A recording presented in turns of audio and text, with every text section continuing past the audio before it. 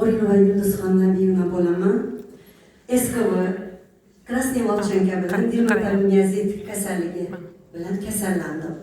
7 oy Toshkentda davolandim. Alloh inoyat qildi.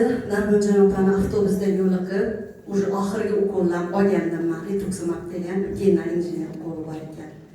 Ahvolim nihoyatda og'iradi. SKVni tushunadiganlar biladi. Tinmasdan og'riq, qo'llarda, oyoqlarda og'riq kuchli edi. Tanamga narsa tashib ketgandi. Hech kim bilmadi. Allohning inoyati bilan o'sha ayolni uchratdim. Qaror qabul qildim. Mana shu bir marta Meylaga keldimda, men o'sha joyi o'zidayoq qaror qabul qildim. Mahsulotni oldim, ichib ko'rdim. 6 oy bo'ldi ichdim. Keyin men o'zimda 3-kundan o'zgarish sezdim. 3-kundan. Chunki tirnoqlarimni olganimda un bo'lib tushib ketardi tirnoqlarim.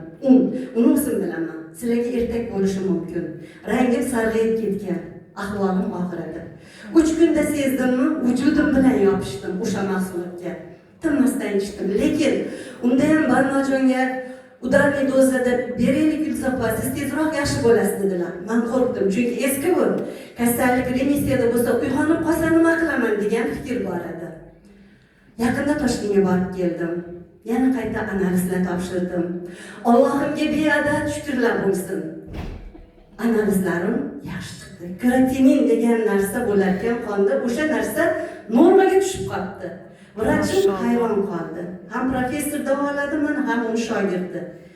Gulzopa, endi sizga aytamiz. Siz yaxshi bo'lsiz-ku. Mana shu mahsulotni ichdim dedim. Lekin qabul qilib boshlamasimdan oldin men telefon qilib, mana shunaqa mahsulot bor ekan, ichaymi dedim. Lekin ichvatdim.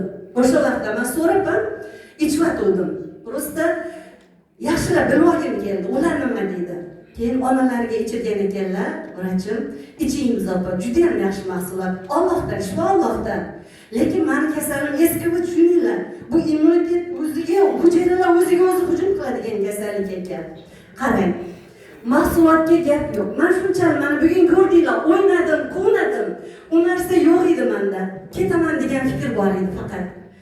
Ichinglar. Agar mahsulotni mehmonlar azizlar, bittagina tatib ko'rsanglar, buni qanaqa ekanligini bilasizlar. Qanaqa mo'jizaviy narsa ekanligini bilasizlar. Ichib ko'rmaguncha uni bilmaydi bandalar. Chunki biz bandamiz. To'g'ri. Rizq Allohdan, ajal Allohdan. Lekin o'zimiz sabab bo'lib qolamiz.